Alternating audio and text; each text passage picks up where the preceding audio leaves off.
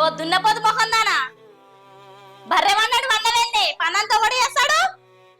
ఇలా నాకు శాతనైతే లేదు అత్తమ్మ, తలకాయ నొత్తుంది, అందుకే చేయలేదు.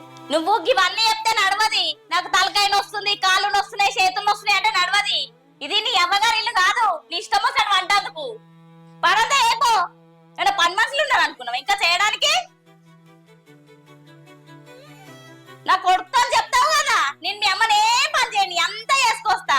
అమ్మకు చేతుకు మట్టంటకుండా చూసుకో. ఇదే నాయ నీ పనితనం.